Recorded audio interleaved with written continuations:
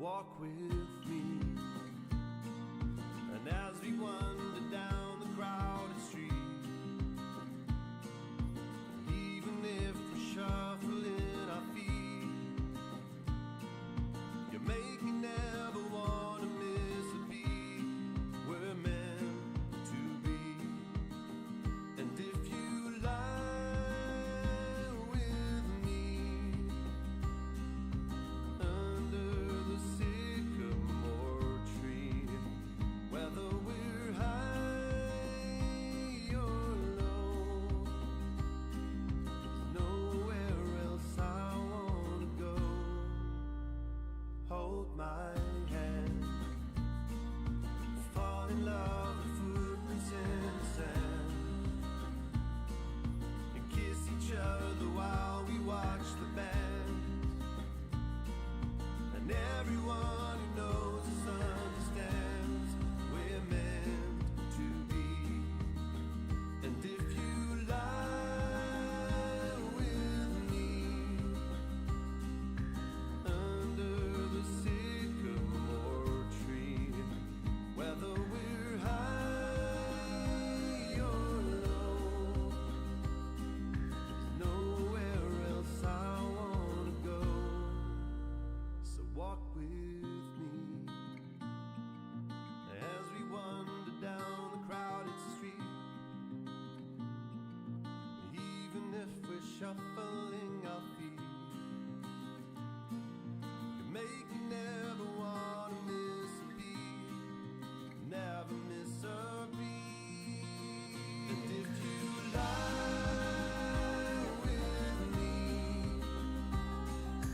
under the sycamore tree, whether we're high or low, there's nowhere else I wanna go. And if you lie with me under the sycamore tree, whether we're high or low, nowhere else I wanna go. So walk with me,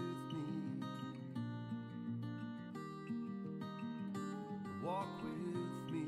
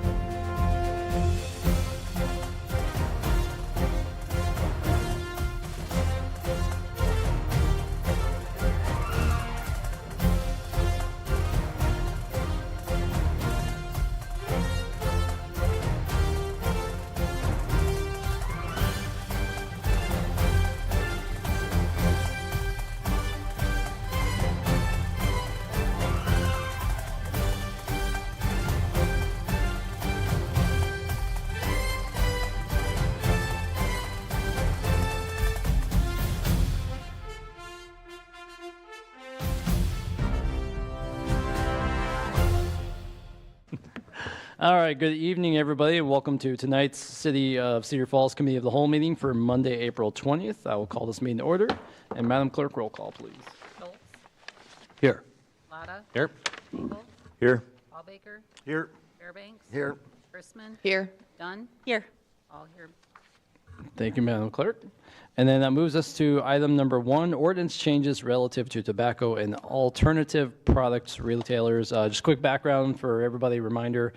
We did a moratorium a while back on new vape tobacco license, new ones, while we looked at any public health protections for locations or proximity within certain distances of certain establishments, things like child cares, schools, that type of stuff. So Attorney Rogers has been doing this due diligence and has some information for us. Any questions before we jump into it? All right, take it away, Kevin. Thanks, Mayor, Council. This evening, as the Mayor mentioned, we're going to talk about tobacco and vape products in the city and potential regulation of the same. And we thought we'd start off with information on the public health aspect, and we're fortunate enough to have real experts in this area. We have a couple speakers. First, Teresa King, who's prevention supervisor at Pathways Behavioral Services, and also Aaron Hayden, who's assistant director in the Center for Social and Behavioral Research. I had to write that down, from the University of Northern Iowa. They're going to give us some background information that will inform you when you think about what regulations, if any, that you're going to impose. So I'll turn it over to those two. And then I'll follow up with some more legal stuff after they're finished, and then we'll be finished. Thank you. Thank you, Attorney Rogers, and thank you to both of you. Thank you for having us. Again, I'm Teresa, and I'm fortunate to recognize a couple of you, Chris and Kelly. Kelly's a neighbor of mine. So I'm going to talk really fast because there is a lot to cover in a short amount of time, so bear with me. And I also like to keep things really informal. So if you guys have questions as we go along, please just like say, hey, and I'll slow down. But let's just dig right in. So tobacco retailers have become increasingly common in many communities, making the products more visible and accessible, not only to adults, but also to our youth. The number of tobacco and nicotine retailers across communities has garnered growing public health concerns, particularly for our youth, along with questions about how their presence may influence prevention efforts, treatment needs, and municipal policy. So first, we're going to talk about a couple of chemicals here tonight. We're going to talk about nicotine to begin with. So nicotine is the highly addictive chemical compound that is actually present in the tobacco product, and it's in every tobacco product. It's also the chemical that keeps people coming back for more, because it makes those brain changes in our brains that we just want to keep like hitting our reward centers over and over again. There's also different forms of nicotine that people are a little bit unaware of. So there's free-base nicotine, and then there's nicotine salts. So free-base nicotine is the nicotine that is found in our traditional cigarettes. And so when users use this, it's more of a harsh feeling on the throat. If any of you are smokers or used to be smokers, especially with our youth, the first time that they use, they're coughing, they're hacking, that kind of thing, because it's a little bit more irritating on our throat. But for those that use nicotine salts, nicotine is salts are what are in our e-cigarettes. And so when users use these, they're an acidic on the pH scale, so it's a lot more smooth on the throat, meaning that people can take in a bigger hit of it, which also is concerning, because that means that they're taking in more nicotine as well and addicting them even further. Then we also have synthetic nicotine. This is man-made nicotine, though it is chemically, it is identical to what is found in the tobacco plant. And so this became really popular when the FDA banned flavored tobacco products.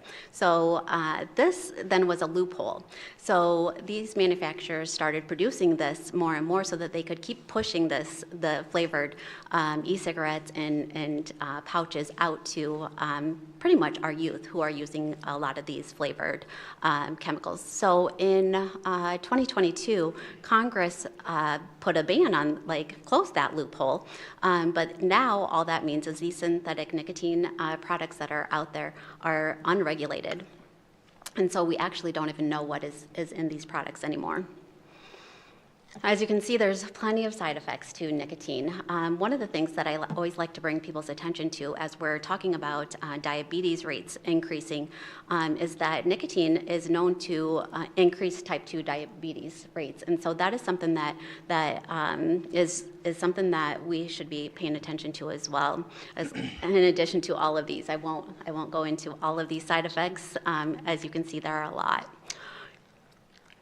Also, I think it's important for people to understand that our brains are developing until we're 25. And so when we talk about what nicotine is doing to our adolescents, it's important that we really pay attention to this, because our prefrontal cortex is the last thing to develop. And so, and our prefrontal cortex is what is impacted by our impulse control and our mood regulation and learning and memory. And so all of those things, when we look at that, nicotine interferes with both our development of decision making and self-control, the circuit making and then makes impulsive behavior more likely. Also, mood regulation. Nicotine changes the reward and emotional circuits, increasing the risk for anxiety, depression, and mood swings. Also, learning is impacted by disrupting the neural circuits, reducing the brain's ability to learn and process information as well as our memory. And so it alters the development, making it harder for teens to learn and retain their memories. And so here we see the cycle of addiction. And as we start down at the yellow arrow, you can see that this is the first, when people first intake any form of nicotine. So what happens is it quickly reaches the brain in 7 to 10 seconds. And from there, there's a pleasure feeling, and so because it impacts our reward circuits, and but unfortunately that nicotine level quickly drops, leaving that person to start feeling that discomfort, and which is actually a withdrawal, and so that leads the person to then start using again, and the cycle just starts all over again. So nicotine withdrawal, I don't know if any of you have ever tried quitting using nicotine products, but it can make you a little bit grumpy sometimes, frustrated, angry, anxiety, difficulty concentrating, restlessness, impatience, depressed mood, depression, insomnia, impaired performance, increased appetite, weight gain, and cravings. Now let's talk a little bit about chemicals that are in a traditional cigarette. There are over 600 chemicals in a traditional cigarette. And 69 of these chemicals are known carcinogens.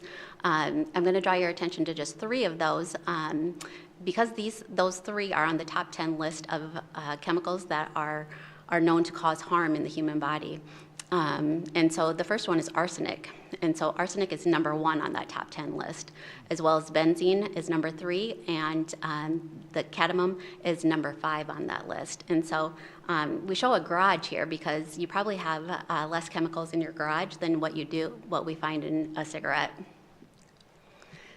And so, unfortunately, we know that tobacco use has a lot of impacts on the human body. It is the number 1 preventable cause of death and disease in our country. And so these are the known cancers that you see on the left-hand side and on the right-hand side of the chronic diseases. And these don't touch on all of them, just some of them. And they touch every part of our body. And so when we look at it, the cancers are to our head and neck, lung, leukemia, stomach, kidney, pancreas, colon, bladder, and cervix. And with the chronic diseases, we find stroke, blindness, gum infection, aortic rupture, heart disease, pneumonia, hardening of the arteries, chronic lung disease, asthma, and reduced fertility, and hip fracture. Unfortunately, secondhand smoke, smoke doesn't just impact the person that's using the cigarettes, it's also impacting those around. And so we know that it causes over 41,000 deaths in the US a year. It also causes 400 deaths to infants because it's linked to sudden infant death syndrome. Non-smokers who are exposed to secondhand smoke at home or work increase their heart disease risk by 25 to 30%, and their lung cancer risk by 20 to 30%. It's the 3rd leading cause of preventable death in the United States. And for those of you who love their pets a little bit more than you do humankind, it's also known to cause cancer in our pets. So let's talk about what the tobacco companies would like us to think of as water vapor. It's not water vapor. It's actually an aerosol that we're breathing into our lungs when we use e-cigarettes. And so what happens is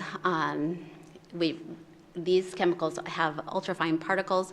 They also have flavorings. The flavorings are about the same as what you would find in a Starbucks flavoring, but instead, when they go into our lungs, it causes irritation and inflammation, causing a lot of problems, especially for our youth, whose lungs are still developing. It also has volatile organic compounds in it, of course, nicotine, and high rates of nicotine are in the e-cigarettes that are out there.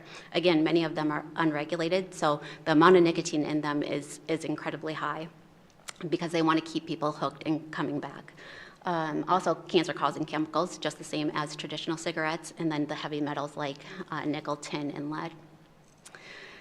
What a lot of people are also unaware of is that though the FDA doesn't say that these e-cigarettes are healthy, they have authorized 41 of these brands to be sold in the United States, though there are hundreds of brands. In 2022, there was a study done that they found 912 brands being sold. What that means is all of those are unregulated. Only 41 are regulated. And so, again, there's a lot of substances in these products that we are unaware of, and there's nobody that is paying any attention to those products. We're also paying a lot of attention to these devices, and especially schools. Some schools are paying for testing kits for these devices that are confiscated by their students coming in, because they also have THC in them a lot of times, and that's a growing concern that we all need to be paying attention to. There's also a survey being done annually in our country.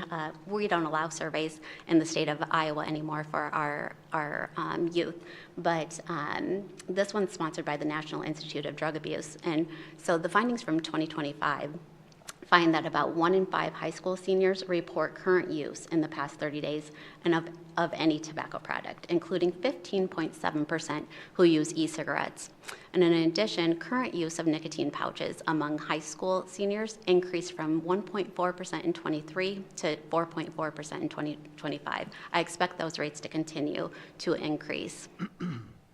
So why do our youth vape? For many reasons. Social influences, for sure. So those who are around us, those who we look up to, our friends, our family, but also our influences, those that we look up to that are famous, that are somebody that we want to be like when we grow up.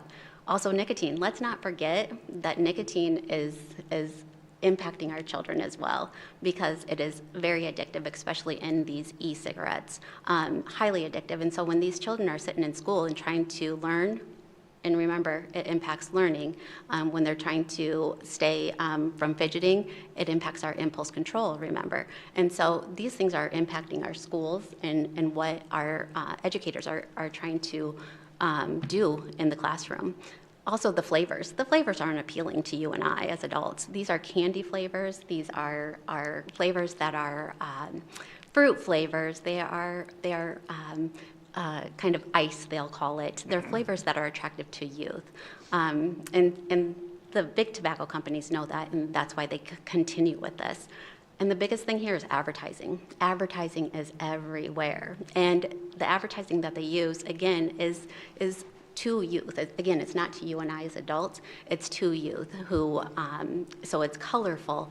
It, again, uses those influencers that our teens want to be like. And the advertising is everywhere. So let's look at the next slide. So normalization, for those of you that don't know, normalization means that people are seeing this over and over again, and it means that it just becomes normal. The more we see it, it's normal.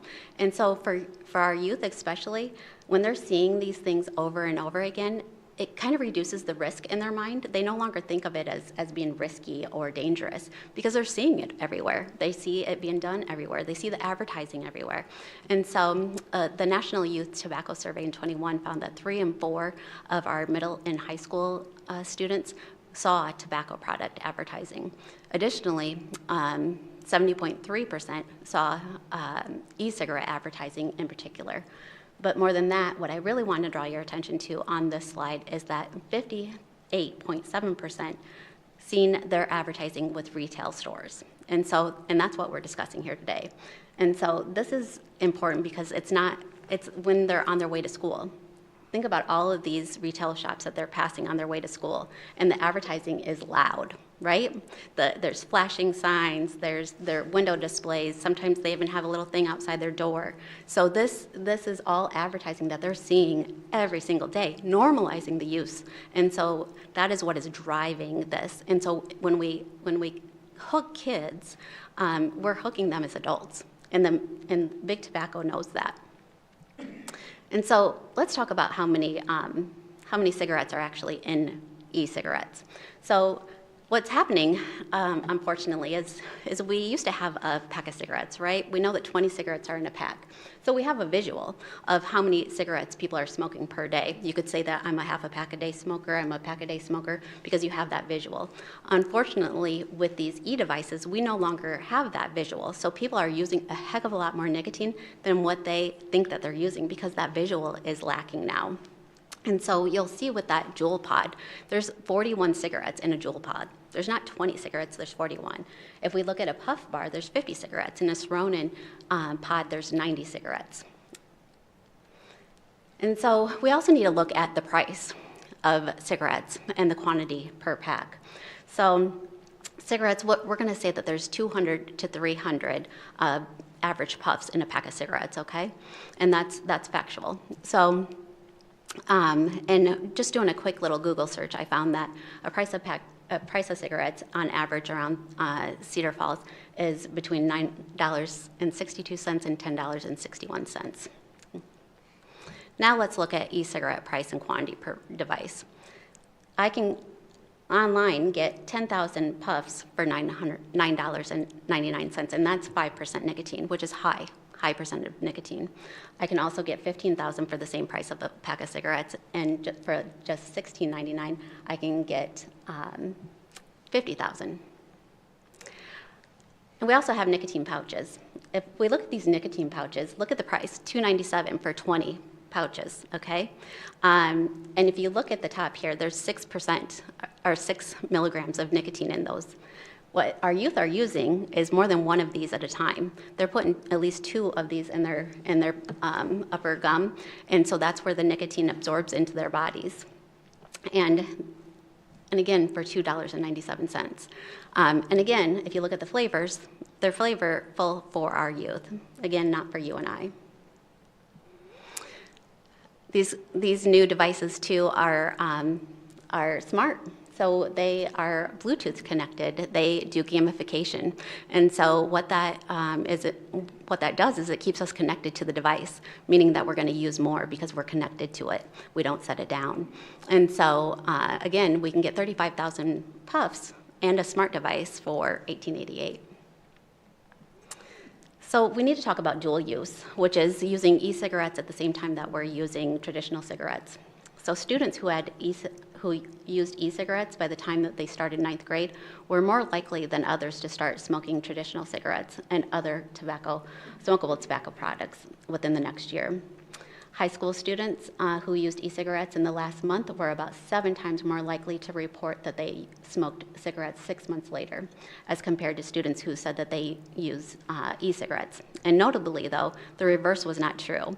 So students who said that they smoked cigarettes were no more likely to report use of e-cigarettes 6 months later. Unfortunately, we know that it is a gateway to other substance use. Study after study shows that adolescents who use or are susceptible to e-cigarettes are more likely to begin using other substances, including alcohol and marijuana, within a year, and are more likely to engage in polysubstance use, which means more than one substance at a time. Youth vaping may contribute to broader patterns of substance use and risky behavior on into adulthood. It's also linked to depression and anxiety. More and more, we're learning about anxiety and depression. Tobacco and nicotine use is associated with depressive symptoms and suicidality among adolescents and young adults. Again, remember that it's impacting the adolescents' brains. Smoking cessation leads to improved mental health outcomes, reducing anxiety, depression, and stress, as well as improvement in quality of life. So we really need to be reaching anyone who is using these substances and help them learn to quit. Also, let's again talk about tobacco retail environment. The retail environment plays an important role in shaping tobacco and nicotine use behaviors. The environment normalizes the favorable perceptions of tobacco use and vaping through product demonstrations, social interactions, and targeted marketing. So law enforcement in Cedar Falls participates in the I Pledge program. And so what we know with that is that there were, let's see, over the last 2 years, approximately 10% of tobacco retailers in Cedar Falls failed compliance checks for preventing the sale of tobacco and nicotine products to minors.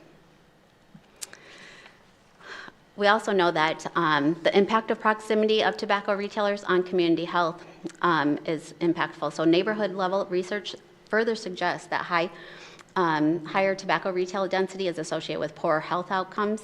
It's also associated with lower life expectancy and higher mortality rates, and that has a higher tobacco retail density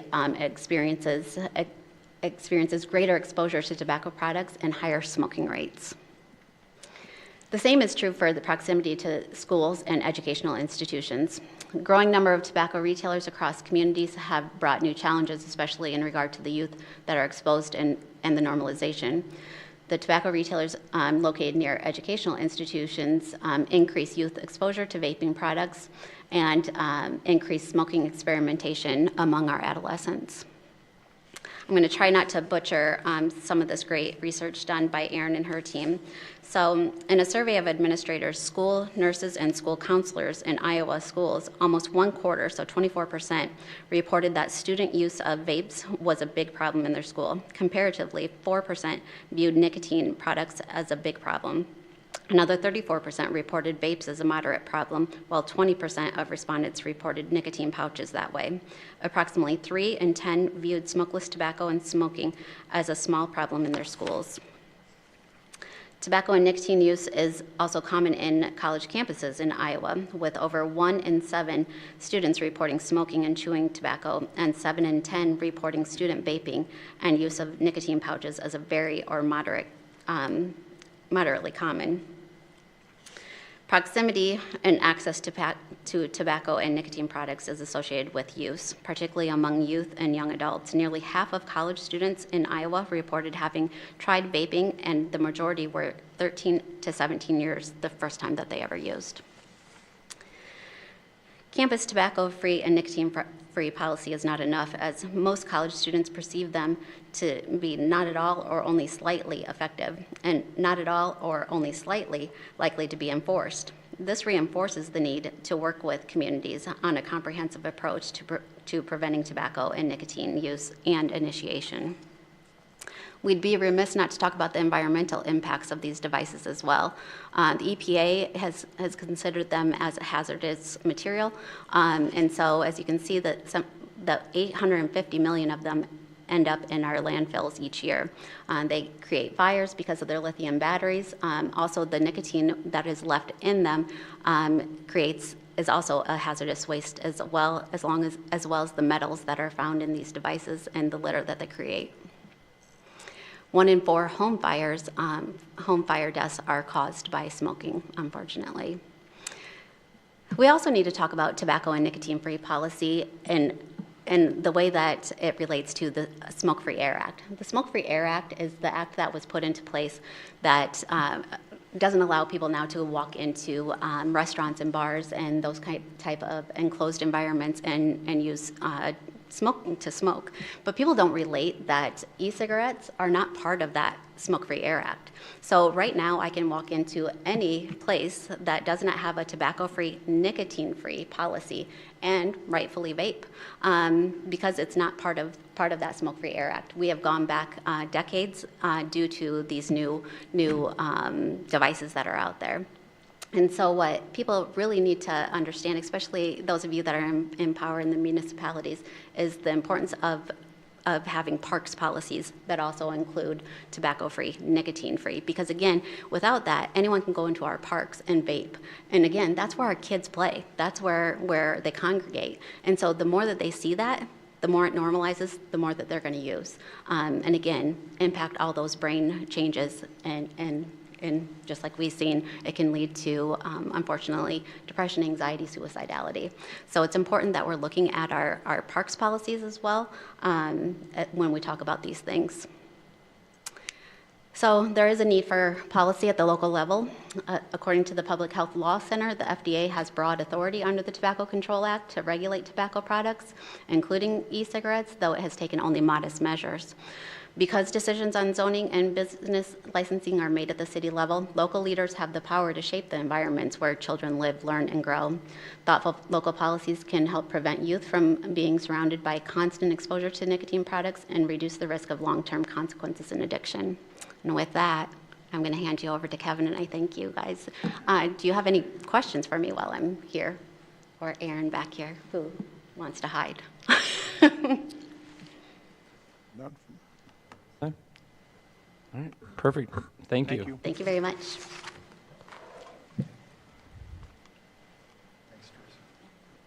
Well, I guess I do get some questions. I thought she was going to speak. Just trying to avoid that, but We streamlined that for. Oh, okay. So a couple of questions on the, if you don't mind coming back up. This is just a bad deal. And, you know, first time I thought of a pack of cigarettes, it was 15 cents a pack. So I'm a bit, I had no idea. I thought 15 cents when my dad was buying them. That was terrible. And from what I see, you know, the world is the ashtray, and this is a part of it too, that you drive through our streets and you see these things on the ground along the curbs. So they aren't reusable, or people just are discarding them anyway? So most of them are disposable, and so they're one-time use and get rid And of out the them. window they go? Yes. And to purchase this is 21, right? Purchase age is 21, but a lot of times you can get these online. All you have to do is click a button saying that you're 21 and intercept the package before your mom and dad get home. Wow, okay. I encourage everybody who has youth to sign up for the informed delivery of our U.S. mail so that you can see what mail is coming to your door before it arrives. That way, this doesn't happen. What's the effect of secondhand vape? We're still learning of the effects. Unfortunately, we are in this time period that we are waiting, just as tobacco, it took decades and decades and decades of research, right, to get to the point that we are today. That's where we're sitting right now with these e-cigarettes, is that we know that they have cancer-causing chemicals in them. We know that they're dangerous, but we have to wait for the research to come out that is being done, and it's going to take decades yet, unfortunately. And so we're going to continue to learn how impactful these are long into the future. The other thing you spoke of that's disappointing to learn is the secondhand smoke law. I mean, it's great to be able to go to somewhere, you know, I'm of the age, I can remember back, you know, prior to the ban, and you had to hang your clothes and your jacket outside if you went out to eat or you went somewhere the night before because the smoke was so bad. So this does not, you specifically have to be You specifically have to have a tobacco nicotine and nicotine-free tobacco-free. policy. Smoke-Free Air Act only covers tobacco smoking. And so that is something that people don't realize, and that is a big issue that we're facing. And so part of my team that goes out into the community, they really are working with businesses and with municipalities, trying to get them to acknowledge that this is what is taking place. And so, and when we, again, talk about what else can be in these devices, you know, they could be using THC right there in the restaurant as well. So the arsenic and the benzene, is that an additive that is? Those are chemicals that are. But is it a part of the process of making the thing, or how does that all get in there? Yep, and so that is part of the tobacco plant. But yes, they're additives into the tobacco plant, or into the tobacco product as well. And so when they add the additives as well, then it means that even more nicotine gets absorbed into the body. So that it's part of the processing of it. Yes. Yeah. And so when we actually smoke the cigarette, the smoke contains 7,000 chemicals. So the nicotine, the tobacco cigarette is 600 chemicals, but when smoked, it creates 7,000 chemicals. Crazy. All right. Well, thank you very much. Yeah. Any other questions while I'm here? All right. Thank you. you guys. Thank you. I really did think she was coming up.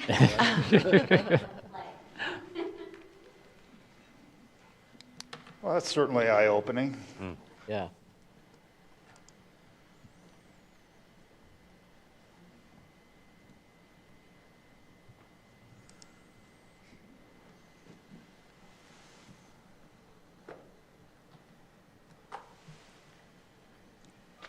think we should be ready to go here shortly. Oh, look at that. So these folks were kind enough to come and show us the significant dangers of these products. And so now is the part we're going to talk about what you might do about it from within your jurisdiction at least. And we can start with you can. So there's, by state law, the city does issue licenses and permits in addition to these retailers meeting state permit requirements. Common law says that issuance or denial is within your discretion. And there's been a specific case on this. Actually, there was a line of cases back in the 30s about this when cities first started regulating this.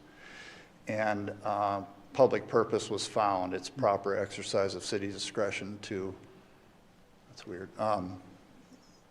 Everybody else sees that moving, right? Mm-hmm. Okay, good. No, we're fine. You don't have floaters, Kevin. It's okay. All right.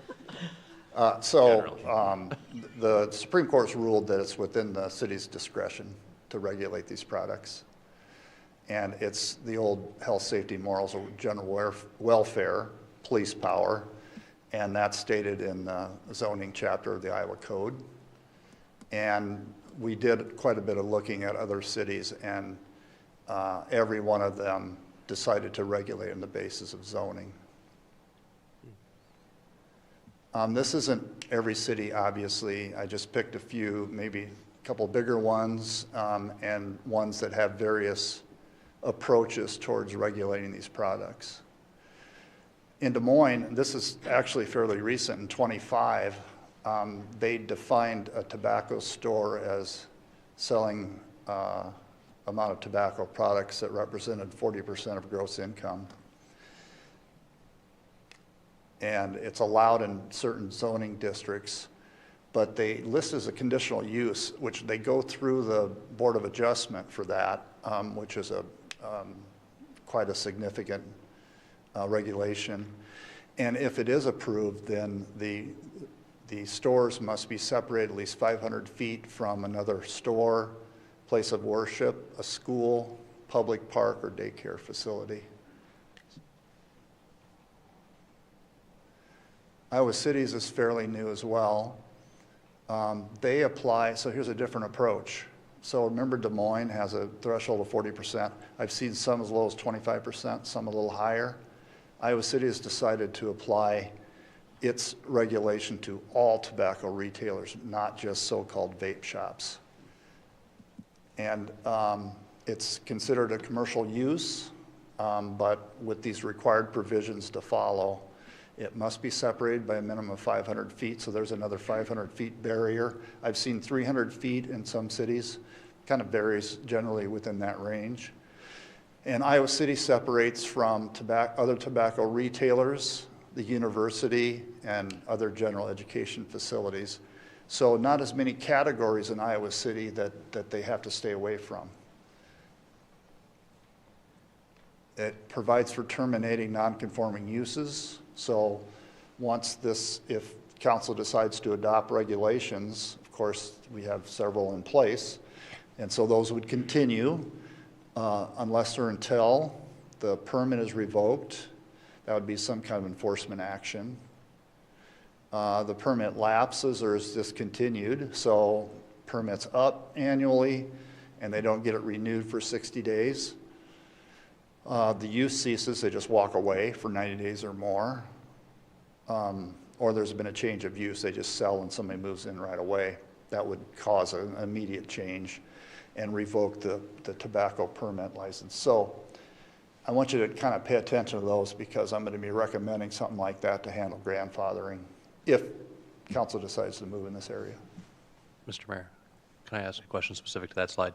Kevin, does change of use also include change of ownership? No, it does not. Thank you. Same use, it doesn't catch that. Thanks. Yeah, I should have said, interrupt at any time, ask questions, absolutely. I'll say it as well. Interrupt at any time. Clearly Thank you you. didn't have to. Chris did it anyway. I asked Mayor first, at least. All right, what do we have? Urbandale, tobacco stores are allowed only in certain zoning districts. And this is just traditional zoning. They'll just identify these kinds of commercial establishments, and they'll say, here's the zoning districts you can be in, here's where you can't. That's the old traditional way of doing it. Nothing wrong with it. It's a way that we've zoned for many, many years. West Des Moines is, it's a little broader allowed use in West Des Moines, but it's traditional zoning approach. Again, it just says you can operate here, but you can't operate there. Cedar Rapids, and I don't want to talk out of school, I think Davenport maybe as well, they place alcohol and tobacco products in the same category. So where they allow them together. Where they don't allow them at all. I thought that was interesting, little change from the others. And Cedar Rapids uses a percentage of gross sales for both their alcohol regulation and tobacco product regulation. I am not advocating anything to do with alcohol, small bites of the apple here. But tobacco, they impose, this is one with 300 feet proximity of a residential zoning district, a pre-K through 12 school, and then they have to get a conditional permit, which means it has to go through an approval process. So, after seeing a few examples of the types of regulations other cities have used, this is going to be sort of a Q&A, and I'm going to propose some regulations. You're going to say yeah or no, because if council decides to move in this direction, I'll want some guidance as to putting an ordinance together that'll go through planning and zoning and back to you folks. So the use category. Tobacco product use is not specifically called out in our code of ordinances. And so it's just a commercial use, and it's allowed wherever other commercial uses are allowed.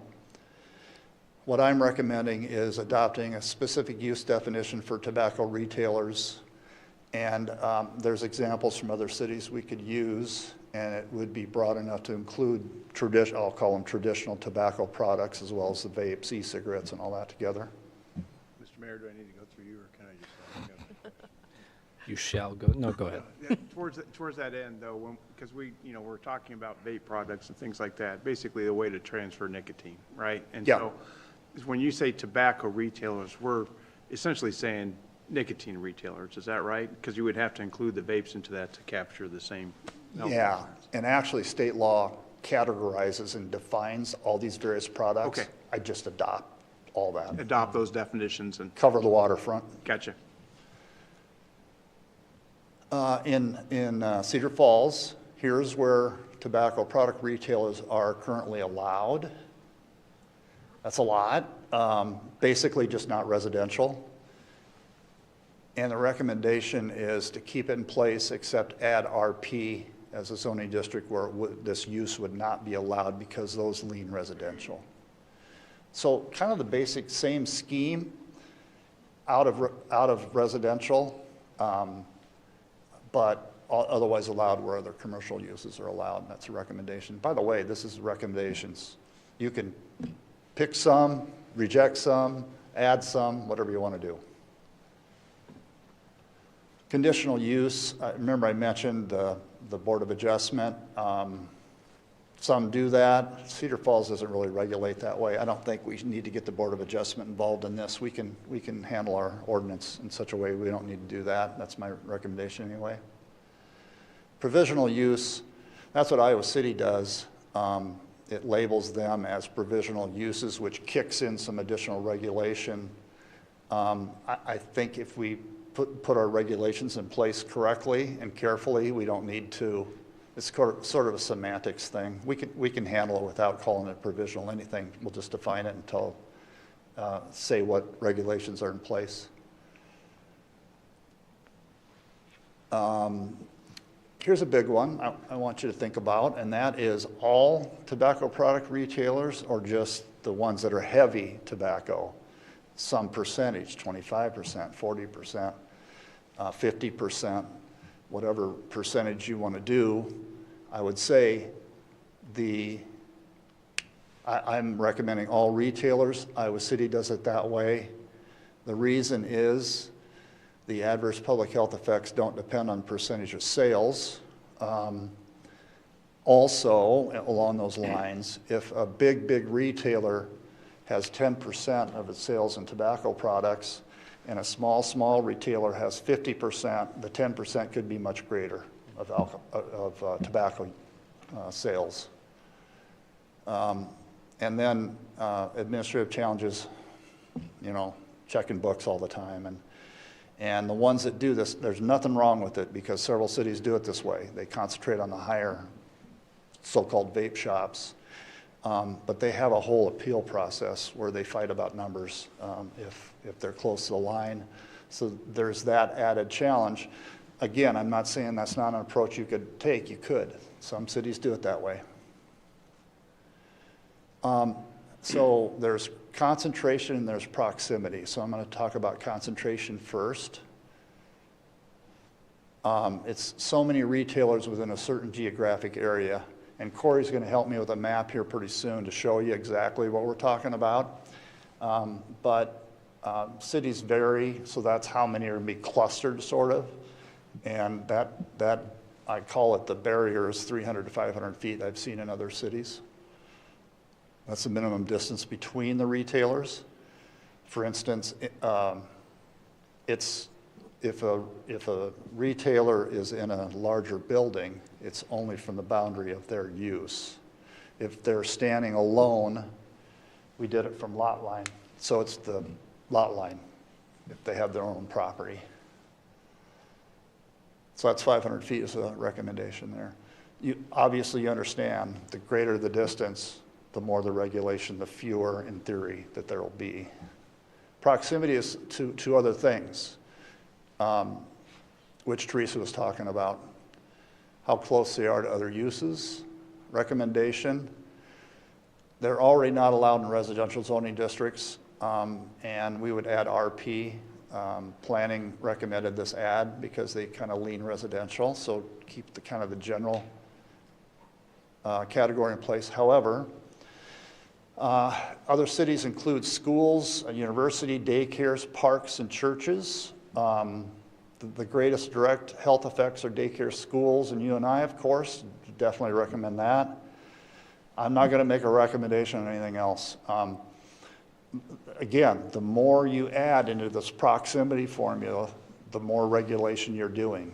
And so there'd be fewer of them. But as was in the previous presentation, normalization is a real concern. It really is impactful. There are different ways to go here. And I wanted to give you the opportunity to just see what they are. And we'll go back through it in a minute. Non-conforming use. Our non-conforming use says if use continuation, it allows continuation unless the building is structurally altered or enlarged by 50% or more, and it's lost in a flood, tornado, storm, and restoration is not started within 6 months, or if the use is discontinued for a period of at least 1 year. I think what we would probably do would be a better approach, kind of beef up our non-conforming use as to this particular use and talk about what happens with this particular use. How would that stop? And it's just like I'm just basically recommending what Iowa City did. So hypothetically, you pass the ordinance tomorrow, current retailers in place continue unless one of those 4 things happens. Plus, in addition to our existing non-conforming use ordinance. Okay, so we get the map. So here's my plan. After we go through the map and you ask questions, I'm going to go back through these slides. I just want to kind of get an idea where you are on those options. Okay. So there's no set presentation here. It's just, we wanted to show you what the actual locations are and their proximities to one another. Mr. Mayor, Yeah. can I ask a question before you move on? Yeah. Is this just for e-cigarette use, or is this all tobacco? This incorporates all tobacco, but they're different colors, which Corey will explain. I will go ahead and just pull up the legend anyway, that way you guys, because there's a lot going on. So just real quick, anything blue, dark blue is obviously a school or daycare. The darker blue indicates the 500-foot buffer that was established. And then we have two different colors for the retailers. The yellow ones are like your typical places like Casey's, Quick Star, Hy-Vee, Target, all those places. The other ones are what we would consider those primary tobacco retailers, like the vape shops. And I'll kind of show like an area that maybe is just not really a concern. So like, I mean, well, it's a concern from a, proximity standpoint where there's a bunch of them in a cluster, but they don't impact any of the schools or daycares. So, you've got this kind of area here. We got Walgreens, Fairway, and the gas station right there off of First Street. But then you get into other areas, and there's, I guess I would say maybe three primary ones. So kind of up North Cedar School, you've got, Casey's is up here along with, I think it's Metro Mart, I'm not sure actually. But you've got a daycare and a school here. So each one of those falls within that 500-foot buffer of, like, for example, North Cedar School. And then you've got P Junior High. It's another one that's got, obviously that brand new vape shop, and then the Hy-Vee gas, which are very close. The other one in this is a lease space. It doesn't quite touch, but it also touches Community United Christ, or that daycare that's used to be Valley Park. Obviously, the Hill is a hotbed. Really? There are, yeah, shocker, right? So there are 6 retailers, 4 of which are primary vape shops. And, I mean, I think UNI obviously has the largest amount. So, you're talking about 6 different retailers that are within 500 feet of that boundary. But I'm going to stop blabbing about all this and just have you ask any questions, and I'd rather just show something than just keep sitting and talking about it. Just a quick question on the boundaries. Are each of those boundaries 500 feet? Yeah, so both the ones on the schools and then both the ones on the retailers are 500 feet. So it gets a little hairy, obviously, when you're talking about all this overlap and stuff, but yeah. Yep, so the boundary of, say, the red area would have to overlap with the principal property, not the 500 feet of the, so if you got a school and a vape shop, they both got 500 radius circles. Just because their 500 radius is overlapping doesn't mean they necessarily Yes, so enact them. a good example of that is P Junior High and then this vape shop over here, their buffers overlap, but the P Junior High buffer doesn't actually overlap the property, the lease portion of that property, so it wasn't within that space, so yeah. So the diameter of all those circles is 1,000 feet, right? No, so like, for example, I can turn some stuff, there's a lot going on, I have more if you want to see other stuff, but I'm going to turn off some other things. So for example, like, that's P Junior High's property, and it in any direction around its boundaries, 500 feet. Right, because those are unusual properties, right? But the circles, the orange and the yellow and things like that. Well, those are generally smaller properties, so yeah, these vape shops with their, I mean, some of them are irregular, like, I mean, Hy-Vee's got a ridiculous boundary based on their plat, but. Understood. Yeah, but like, I mean, right there, obviously with Casey's on Round is mostly, I mean, if you want to define how it was created, yeah, it's using a planar Yeah, projection. It's not using like a, yeah. understood. Okay, thank you. Can I ask a question? So, just to make sure I'm clear, say the one that's by the subway on University Avenue, would that be allowed if we made the changes that are recommended? Okay, so that one wouldn't be allowed. Would the one that's No. over by the Buffalo Wild Wings, would that one be allowed because it's close to the daycare? No. Okay, So, yeah, it touches, it just doesn't touch. It would have made Pete have 3 within a Sure. 500 feet of their property. So, Sure. yep. It was very close. Not quite. but the one down on Main and Searly, that one's safe. That one's also close, but Okay, not quite. okay. So, There'd also be Hy-Vee gas in that same conversation, though, Yeah. too. They'd be Okay. too close. yeah, so their buffer goes into the soccer and football fields there on the southeast corner, so. But the folks that are, I mean, depending what we decided, the folks that are there now could be grandfathered in and this, and we could, it'd be future is what, Correct. Well, except for, this might be for Kevin, as I understood, the proposal is related to the non-conforming use.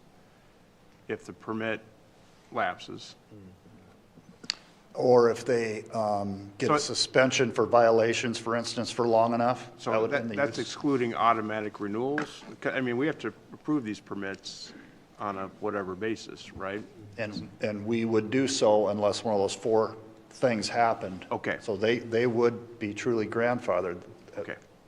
So it's- Councilmember Dunn's point, they'll keep going. Yeah, understood. And do you think there is some planning difficulty around doing it for all stores? Because now you're saying 2 gas stations can't locate within 500 feet of each other, but a lot of dense commercial areas, you're going to have multiple gas stations wanting to be in the same area. Yeah. So it does mean by doing it to all of them, we are restricting the ability of just a Casey's to locate across the street from a competing gas station. No, we're not restricting the ability to put a gas station there. We're restricting the license for tobacco. Well, yes, I should say they just wouldn't be able to sell. Yeah. Yep. Yeah, there's quite a few of those instances where, I mean, you look at Fairway and the Quick Star, obviously by the Public Safety Buildings. And I have no clue if that's a deterrent to a gas station. Like if they can't sell tobacco products, would they say like, well, then we can't financially make a gas station work, so we're just not going to do it? Right. But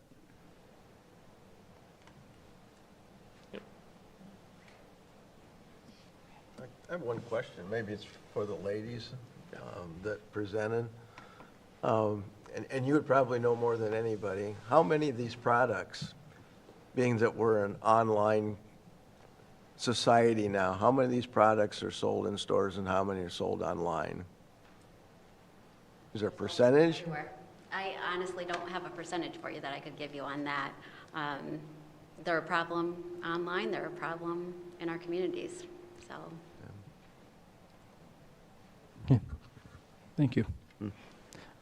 Corey, I saw you also had parks labeled on there.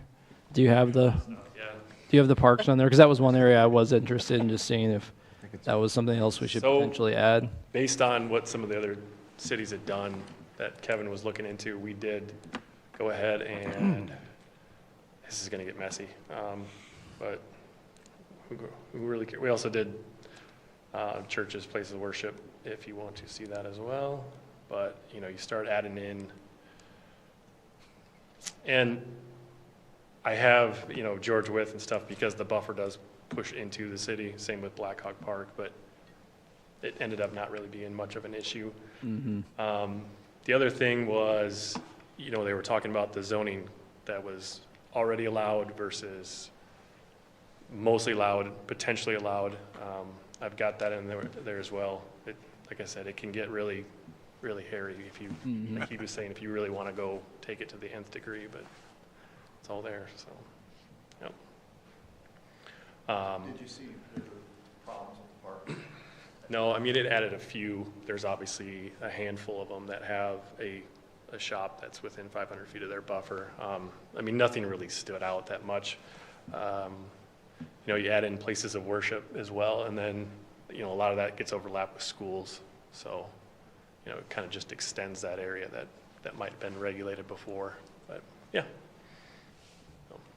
Okay, thank you, Corey. No problem. Hey, Mayor.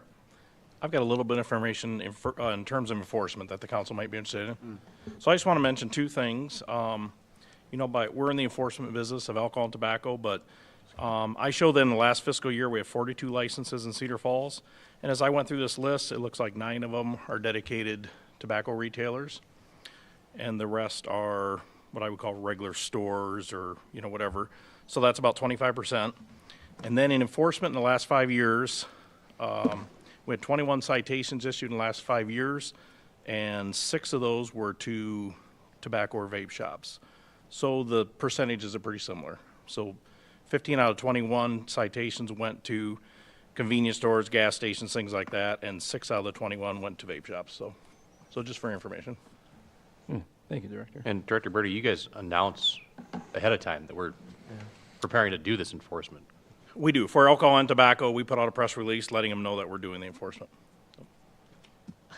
One would think that would Can I include a lot of ask those. a question about that? Yes. So you get the ticket. Who's the ticket go to? The person that sold it or to the shop? The ticket goes to the retailer, and then there's a civil enforcement process that goes through the city, through the license holder, through ABD, and through the city. Okay. And I think we have. I think the citation Agenda goes tonight. to the person. To the person who sold it. But it impacts the retailer, of course. The enforcement action from the state goes to and us, goes to the retailer. Right. And then, okay, so then that person that shop can either settle or once in a while they appear on our agenda. We've got We have one a settlement tonight. tonight. And how, is it like 300? $300 for first offense. Okay, so.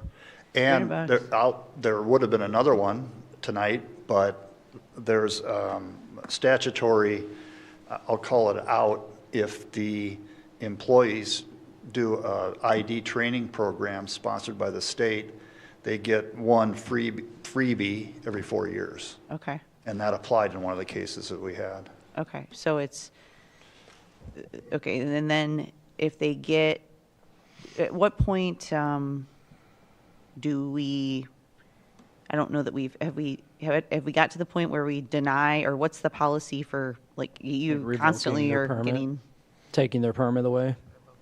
yeah, but I don't know has that happened? I don't recall that happening, at least in my 6 years sitting here. It takes a lot to get Right. a permit revoked, and that's state action. Right, so you could get. Takes a lot. 300, does it ever go up? Is it always 300? Yeah, it's a graduated process, but I don't remember how many it takes to get a revocation. But it's like 3 in a short You period. sell 30 vape products, you've paid for your ticket. Yeah. Oh, yeah. Okay. I'm not saying enforcement's effective, but. No, I'm not saying that either. I'm just saying that sometimes I'll just say it's like more like a slap on the wrist. If $300 for if you're rolling whatever your profits are, I don't know. Yeah, Councilperson Dunn, I would agree. In the big picture of things, through the alcohol or ABD, there's not a lot of teeth in the piece through the ABD. If you watch stories around Iowa and you look at the history even here in Cedar Falls, and I can think of in my career one time where we did suspend a license or take an alcohol license from a business, and that was through pattern and behavior over months and months, and it was a significant case, probably in the early 2000s. So. They do have nuisance places now, especially alcohol. They do have those, but otherwise it's difficult. So no mechanism to deem a particular business or retailer a nuisance property based on? Tobacco, not at this time, no. Now, there's a Supreme Court case recently that said, just as fair warning, if anybody's watching this, that you can do a tobacco check and cite them, walk outside, and go right back in and try it again, and that's fair for another citation. So that'd be a second offense. Second offense as well, yeah. Okay. If you could put it up, Denny, if I didn't mess it. Oh, look at that. I was going to go back through and just see where council's at on this. Initial question, is council interested in in doing some regulating in this area. If you're not, we're going to stop and put it off for another time. If you think you are, then we could go through some options here. I'm seeing a lot of head nods, so I'll start with a yes on that. Do you just want to show of hands for some of these? Sure, yeah. Sure. Show of hands, we're in support. For support? Supporting, yep. I'm still undecided. Okay, Sorry. fair enough.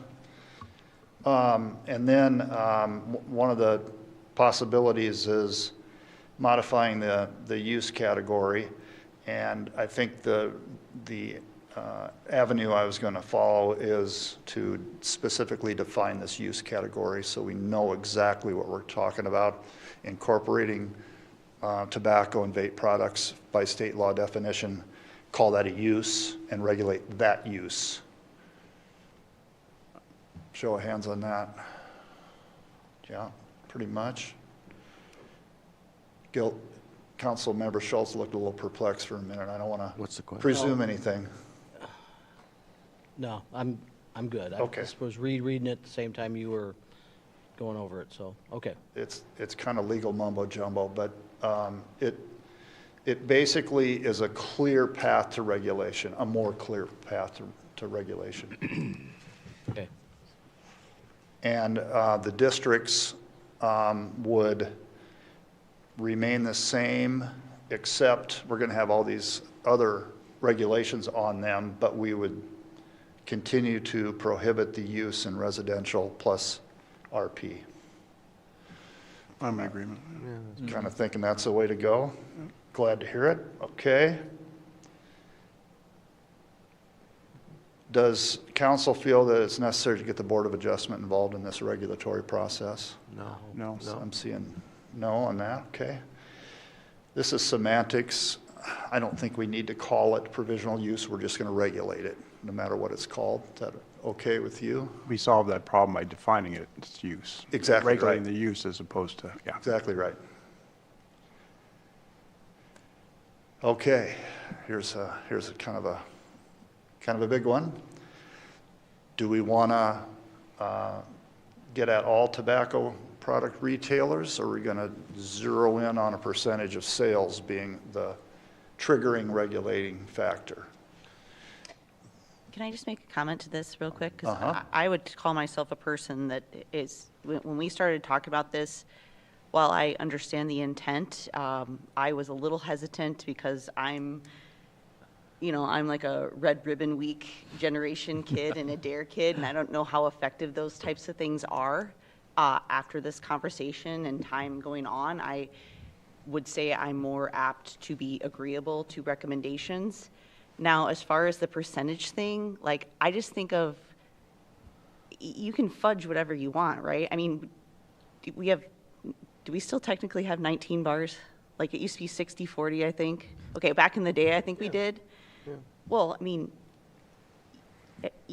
I'm not saying, insinuating any of that happened, but like, you can probably make your books reflect, like, who's to judge all those things. I think it's just more clear cut if we just don't have the percentage thing in as a factor. I think that just seems like a big mess. So, Kelly, the way I was reading this is more, we know a vape shop is going to have a higher percentage. And the vape shops is kind of what brought this up in the first place when Councilman Ganfield was still here, and that license came up near Pete Junior High. And to the presentation, it's not that that's where they're going to go, but the more you see that vape shop and a vape shop there and a vape shop, that it gets the advertising momentum going. So the way I read this, and Kevin, maybe you can correct me, is the percentage. If I have a vape shop, that's my business. It's going to be 100%. If I have a Hy-Vee gas station, I'm going to be selling gas and sandwiches, but I'm going to be selling cigarettes. So my percentage is probably going to be lower there. Exactly. And yeah, I get that, but So that's where I would probably be looking at percentage of overall sales. But I also heard, and I maybe I'm not saying it correctly, but like, it doesn't if it's there, it's there, right? I didn't say that right. You said it much more eloquently. It's still a health concern. Yeah, well, and I also think that we don't know if they are selling more gas than they're selling tobacco products. So it could be, if there's a gas station, so that we know there's no vape shop that's near Lincoln School. I mean, well, technically there was, but now it's like the Casey's gas station is right there. So it could be that they're selling 10,000 vape products, but that's only 6% of their sales, even though hundreds and thousands of vapes are walking out the door. So I don't think that, to me, we want to regulate these products, period, no matter if you're selling, if that's your main business or if it's just part of your business. Like, the concern is the advertising, the accessibility. So I think that we should regulate all of the retailers, not just a vape shop. I mean, That might be in theory. I don't know if would think some of these people are going to, or some of these businesses are going to be fudging their books, if you will. But I don't want to get in a situation where we're impeding a Casey's or a Quick Star from building because, well, now you've regulated me to the point where I don't even want to do business here. So that's where I was looking. Well, if that's my primary business, I know I have a larger percentage of it. If I'm not being truthful on how much tobacco I'm selling in comparison to percentage of gas or sandwiches, we got bigger problems, I think, with the integrity of that business. But is that what you were thinking, Mayor, when you were looking at the buffer zones?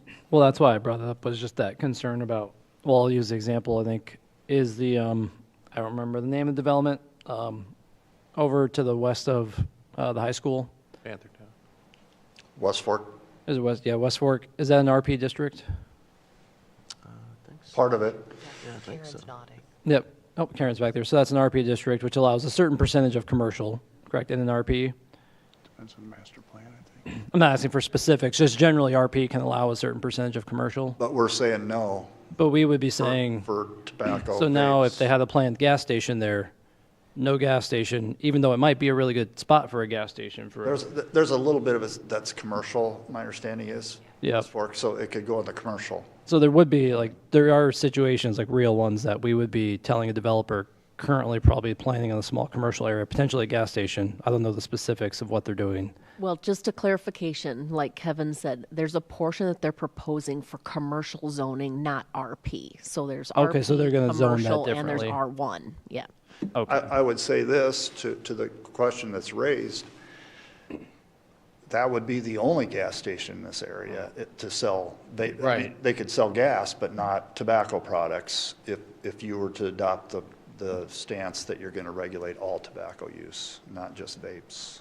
So, Kevin, in those cases, so it's just going to be a projection based on whatever studies they've got, right? They can't demonstrate we're going to say we sell X percent. It's going to be in a similar market with a similar demographic in another area. We've projected that we sold this much, so we're going to assume the same is here, correct? So we have no way of knowing whether their numbers would be accurate or not. that's part of the problem with this Right. whole enterprise is where do you start? That's difficult. I'm sure they produce sales tax information and cigarette tax information, but I'll be honest, I don't know much about getting down deep into the percentages, how that's going to work exactly. Again, I know other cities do it. But They do. for we'll go back to that new gas station Right. example, right? We'd have no sense, that we'd just be relying on whatever company's coming in to say, well, we believe we would have X, Y, Z percent, but we'd have no way of knowing whether that was accurate or not, correct? We wouldn't. At the new gas station, we'd assume they'd comply with our ordinance, right? So if it's 50%, we're going to assume you're going to comply with the law unless we Yeah. get the idea otherwise. Then there's the audit, the whole fight over percentages. It just seems like a logistical nightmare from the beginning and then moving forward. Not to easy. Maintain compliance. Not easy. But again, this is only regulated by the proximity circles we're talking about. Correct. Right? So if I found a property that was commercial or otherwise an allowable area, for a gas station that sold cigarettes and vape products, as long as I'm not abutting or butting, yeah, right? Yeah, if you're, as long as you're 500 feet away or more, you're Right. good. So the only thing that's, I mean, ultimately, what we're talking about is you have the public health benefit, which, you know, if it's not an outright ban across the board, it will always be out there. So there'll always be the public health risk, coupled with the concerns about advertising and things like that. And it was generated, I think, initially by the idea of these sort of ubiquitous, especially on the Hill area with the vape shops that have the neon signs and things like that. To the mayor's concern and Gil's concern is, you know, what's the impact on other businesses? To me, the balance is really, to your point, you know, how important is that segment of a larger businesses? You know, how much does it impact their pocketbook if they're still selling groceries or, you know, breakfast sandwiches at Quick Star and gasoline and things like that? How important is it for them to exist there? I mean, since there are other places in the community, there's the opportunity for them to exist. I understand the game on the amounts. I remember a story about that when that 60-40 rule was there. There was a bar in Ottumwa where you could go in and you had to buy the beer with the bag of peanuts. The beer was 50 cents. The bag of peanuts was $2. All right, and so more than their greater percentage was food product, right? And so there are ways. I'm not suggesting that people will always do that, but that is the difficulty with enforcement, to Kevin's point. So I understand the difficulty of it, but it isn't like it's an outright ban, okay? Right. It's really, you have to start with the fact it's the exclusion zones, that's the daycares and the schools and things like that. And, you know, some choices will have to be made down the road when permits lapse. And the places we're looking at on the map are established institutions, Hy-Vee and things like that, and presumably they'll continue with their permits until they decide not to sell the product anymore. I don't have any empirical evidence on this, but I would assume that the larger retailers like Hy-Vee and Fairway, they're gonna stick around. Yeah. They're gonna be around. Yeah, so I don't really have a fear of some sort of flight or the lack of development with this reasonable regulation. I have a question of Stephanie. Do we still do any of that 60-40 business? We don't regulate. Well, we don't. I guess we don't have a lot of like bars proposed by themselves, Right. where we really get into that question. We have restaurants proposed now and again, and they sell alcohol. So from a zoning perspective, we haven't gotten into that. Yeah, okay. Because part of my thought too was it seemed like a lot of the goal is the visual of knowing, okay, when you're walking by it as a kid, you see it, you get it normalized. So I didn't know if by also doing additional restrictions on the vape signage, anything on the exterior, a gas station doesn't really prompt you to think cigarettes and vape. It's not like a vape store when you walk by and they're very clearly just shoving it in your face what they do. And I only think of specific situations, and again, this is just, you're thinking of every scenario that could happen of, you know, you see a lot of gas stations on those key corners where they want to be there because of access to the highway or right off the Gibson property. And now our Gibson property, just as another example, now maybe a gas station can't locate across the street from that Casey's there because we would say it's within 500 feet of that Casey's. Might be a great spot for a gas station, but because of that restriction just to another gas station now. And if you tell a gas station, hey, you can come in here, but you can't sell nicotine and tobacco, and you're like, well, you're telling me then I just can't compete here because the gas station across the street can offer products I'm not allowed to. And I know that's a small edge case because there's going to be a few of those overlap areas, but I'm just trying to think through if we do it, we are making a decision around competitive nature of where businesses can locate. And if somebody's already in the spot, it gives them a advantage that nobody else can come in and compete with them because nobody else can sell that same product in that same area. And is that an opportunity for a person to apply to the Board of Adjustment? Or And I thought about that. That'd be one situation where that's why you have the Board of Adjustment, is to make some of those decisions on, okay, this is usually the rule, but we can look conditionally at it. But then we are talking about just more complexity. That is why there is often Board of Adjustment, though, and that could be something you talk about. But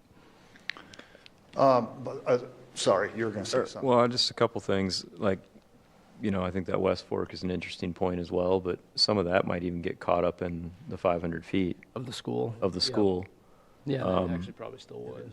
I think there's an interesting point about, you know, if there's 2 gas stations on the edge of town and they're not near a school or a park or whatever, what's the big deal, you know? So I think we do maybe need to have some sort of appeal process or board of adjustment process to allow that type of thing, because it would give a competitive advantage, and it might stop some development. Mr. Mayor? Yeah.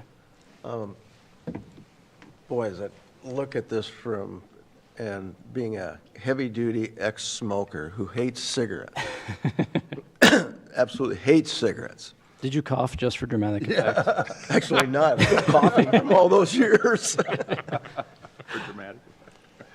I certainly am not against regulation, but I just see a nightmare here if tobacco and the vapes are thrown into the same process. We started out talking about vapes, and now we're talking about everything. And when you start talking about zoning and compliance, I know that a lot of people just throw up their hands and say, then I can't come here, this is too hard.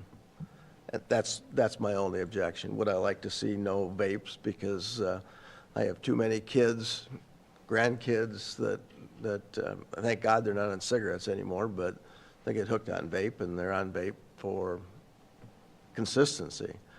But I don't know what's worse, you know, and they're not smoking, so I see that as a good thing. But I certainly would like to see this split off, and if it's not, I know it's a nightmare to figure out, but, you know, corporate tax returns are pretty accurate. You know, most companies have an accurate accounting of what they're selling, and I don't think it's that hard to pull.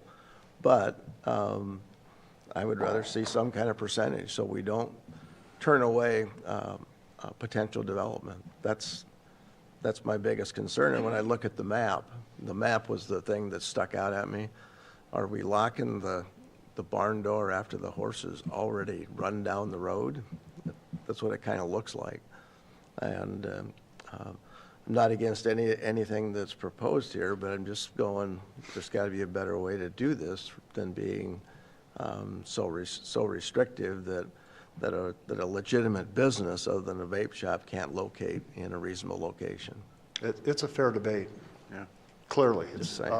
Now, I might propose all of it, but a way out in certain circumstances, that if we're really squashing development of like a couple gas stations somewhere, that there's an appeal process of some kind. The trouble is, we've got to have parameters for that, and that's where the hard work comes. But I could look at that if that'd please council and see if we could find a way to accommodate both all concerns. Good luck with that, but. Well, that's where I Didn't say was it was with the easy. percentage, and I think that's what Craig was speaking to as well, that it is going to take away that beacon sign of, you know, all the neon and everything that is drawing them in, and yet still allow for development. Because if I say, you know what, yep, we heard there is going to be a development here, and don't be concerned that you can't put up what you want because we have an appeal process. We've got another hoop for you to jump through here. Or if the percentage of what you were selling is well below whatever percent we end up with, I think would be more apt to be, yeah, well, we sell cigarettes or we have vape, but we're in the sandwich and pizza and gas and convenient business. We just happen to have this as well. So the percentage is still where I think if we're going to go down the regulation is the way to go. And not taking anything away from your argument at all. It's valid. The signage and the flashing, that's going to be separately regulated zoning outside of this process.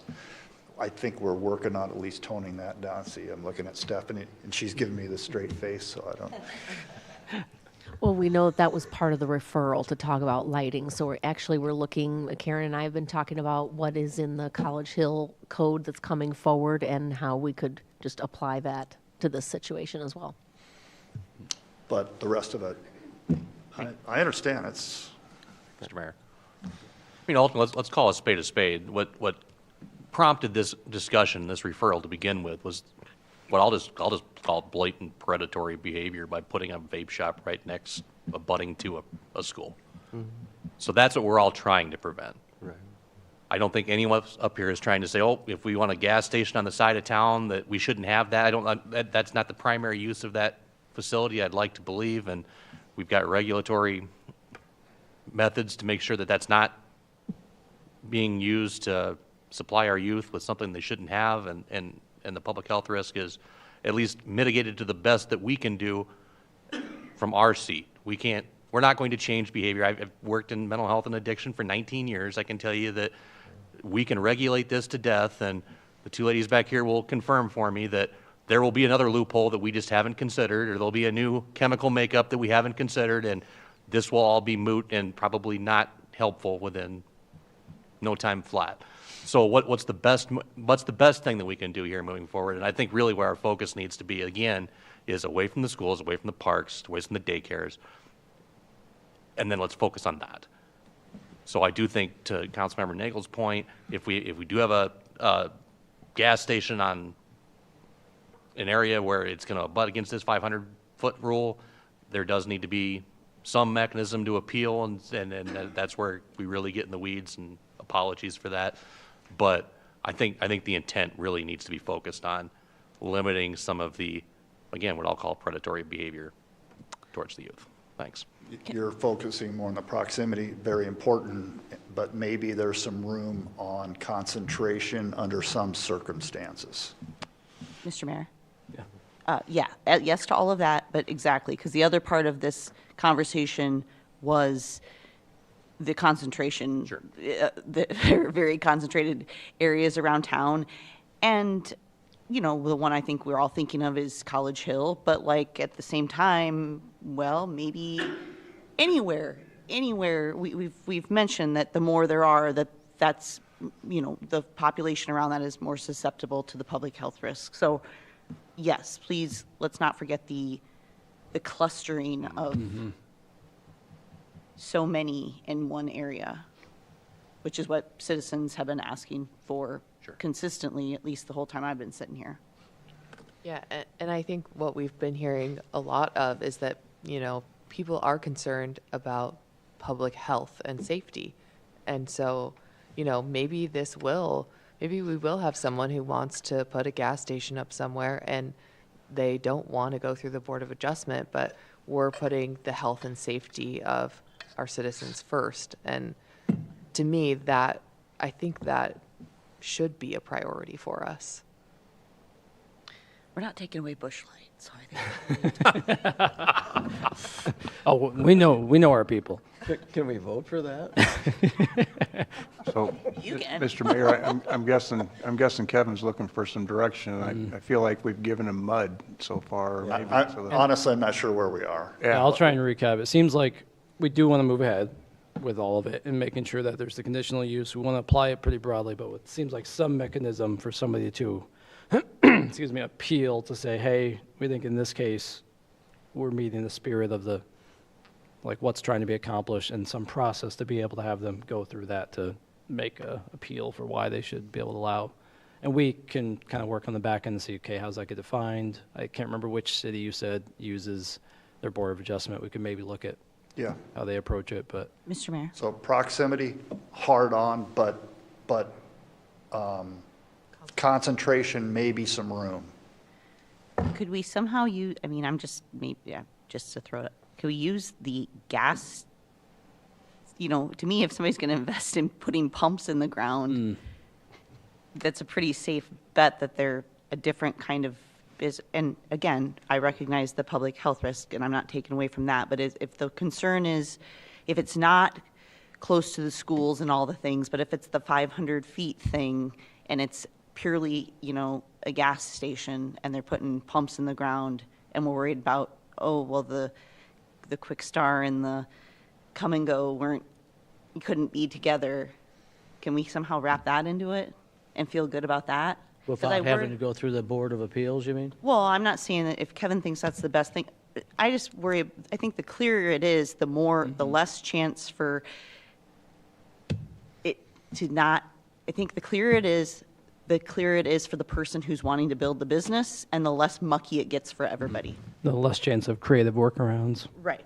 I mean, really, we've been talking about gas stations and grocery stores, right? Pretty much. I don't think Right. any other businesses. much. So what you're saying is unless there's a attendant use of selling groceries. And that's my point of percentage. If, That's a way of getting percentages, but Right, still defining the use as opposed to having to dig into the weeds on And get their their books. financials and- Yeah. We can take a look at that. Oh, and Kelly. It's more clear. I Maverick? think I can take a shot at it. Can I ask real quick, though? Yeah. And I know that we're running out of time, but anyway, when you put up there, we have the ability to do it, the city has the discretion. So when we're talking about the appeal process, that's where the difficulty lies, right? Because Right. there still have to be boundaries for the use of that discretion and not be accused of being arbitrary and capricious and that sort of thing, so. Yeah, we have to have some sort of parameters. Yeah. And, Board of Adjustment, there's a purpose for it, obviously. They don't just apply to that situation, so we got to figure out what the conditions are. Yeah, I think we should try to minimize appeals. Those will be difficult, so. Yeah, understood. All right, you had a few more bullet points. Oh, we're not finished yet. No. So concentration, keeping in mind our discussion we just had, concentration, I'm recommending 500. You don't have to adopt that. I've seen ranges 300 to 500. Honestly, seeing the map, I was a little bit surprised when Corey did the map. It's not as big. What I'm trying to say is 300 is going to catch the problem ones anyway, but 500 makes sure of it, I guess. But there are many, many places where 500 feet buffer for concentration is not an issue. So I think our guests would urge you to do 500. I think Waterloo's talking about 500, although they haven't gotten there yet. So. In one situation, yeah. But not across the board. I just looked at it today again. Can I ask a question? Yeah, go for it. So I was just wondering about the 500 feet because the distance that kids have to walk to school, before they can ride the bus. Elementary school is 1 mile, junior high is 2 miles, high school is 3 miles.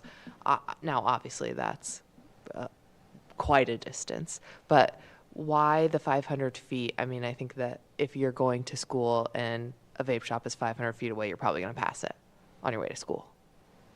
So There's no magic to it. No.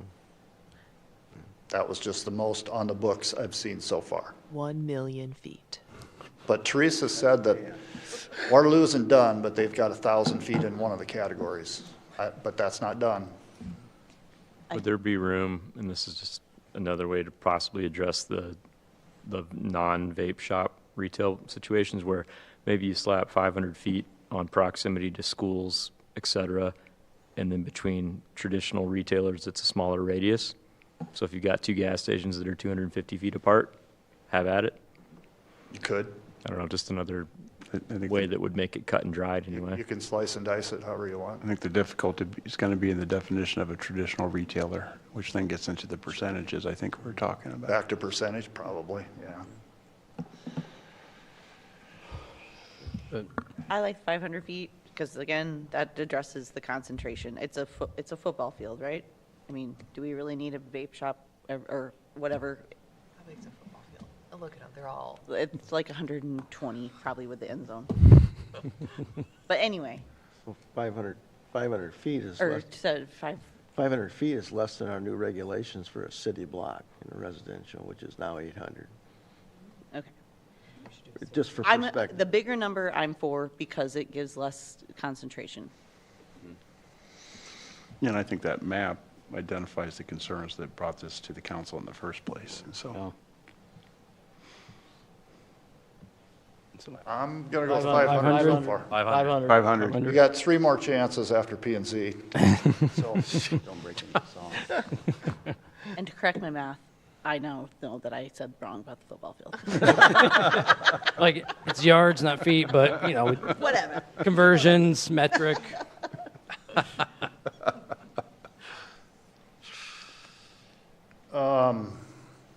Okay to just add RP to the Rs for it's absolutely not going to be there? Yes. Okay. Yes. Whoops. Did I do this right? Non-conform. We're not doing that, but we're going to work something in. For non-conforming use, are you okay with the Iowa City approach for that? Yeah. Okay. Yes. For what eliminates the grandfather status, yes. Exactly right, yep. Okay, I I want think to if go you go back. back- We yeah. jumped right past the. Permitted use. Yeah. Now I've really messed it up. Sorry, Denny.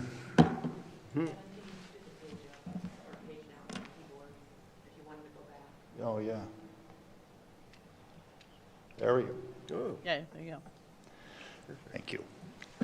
So the categories I've seen so far in the other cities, this is talking about proximity, would be schools, daycares. I think we're probably all in agreement on those so far. The question is churches and parks. Obviously, you and I would include in schools. We did not include in my recommendation parks and churches, but that doesn't mean you can't add those. And Corey showed you some proximity data there. On the park side, kids go to parks, right?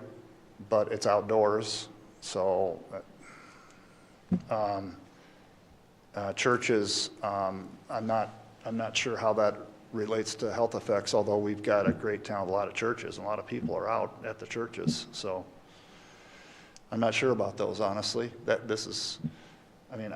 I'd recommend strongly the daycares and schools and universities. Beyond that is your call, council. Mr. Mayor? Mm-hmm.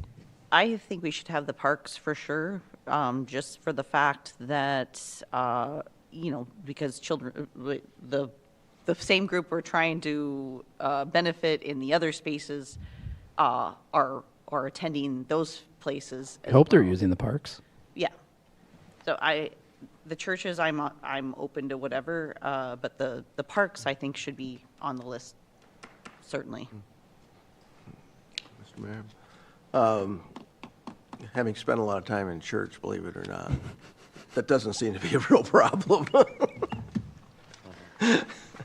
I had the same thoughts. I'd be in support of the parks. Yeah. I don't think there's going to be a Parks. ton of cases because Parks. parks are usually in the residential area, but I'd be in support of parks and churches. I think it kind of gets out of scope. I think it was only one city had churches.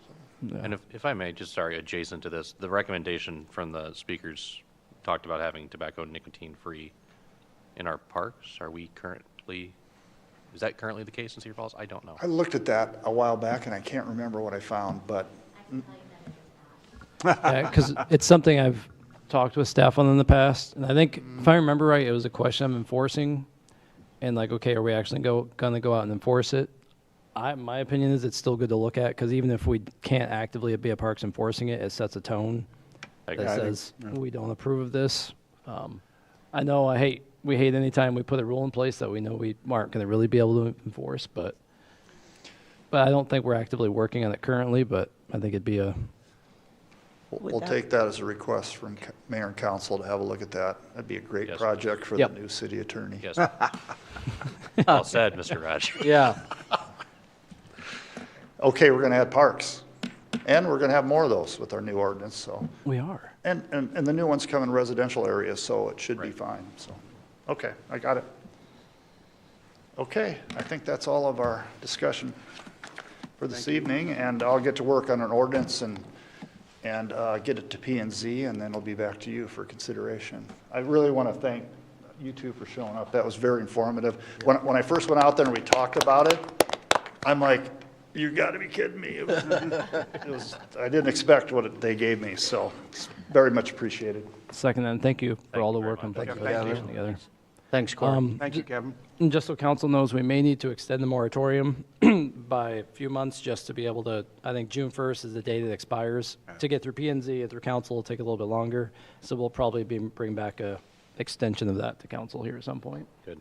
Understood. Otherwise, there's no further discussion on that. We've only got about 15 minutes here. I know item number 2, the development task force. I don't know if we wanted, I know everyone's kind of heard and seen the presentation. A lot of what Stephanie had to present was kind of what she presented at goal setting as the update. This is really just the formal step of acknowledging and receiving the final report, and some of the actions that have been taken and actions we're planning to take going forward. As council, do you guys feel you'd like to? I actually do want to hear it. I'm not opposed to delaying it or whatever, but we didn't really, because we just made the referral, it wasn't even hardly going at goal setting. No, sorry, not goal setting. When did we We've had have a president? It was at CFU's joint meeting. I think we talked a little bit about it, but We were maybe halfway through the process Yeah. at that point, so it was kind of generic. yeah. So if the task force committee members especially are comfortable with it, we can, I mean, a lot of the items we're already putting in place or working on, so there's not really any harm to just delaying accepting the final report. Mr. Mayor, I only had one question. Are there changes from the report that you sent out the last time, the last one? There is one small change, and that's tracked in the version that you have, so that would be apparent for you. And it was related to the time frame of addressing SWIP items that were, I believe, urgent. We had a typo in the report that didn't match what we reported out from the, I believe, October meeting. So now it matches, deal with it within 24 hours. Okay. Yep, thanks. Yeah, well, if the group, someone wants to make, well, I guess, Kevin, do we need a motion to do anything at this point, or can we just plan to bring this back at a future committee meeting? You just announce that it's a committee meeting, so Yeah. you can just announce we postpone it. Okay, if everyone's good with that, we'll just plan on bringing that back at Yeah. the next committee meeting with some space. And Sounds good. okay, otherwise, that's all for this agenda, and we'll look for motion to adjourn, which, I'll move. Second. all in favor? Aye. All opposed? We're adjourned, and we will be back at 7 o'clock for our regular city council meeting. Thank you, everyone.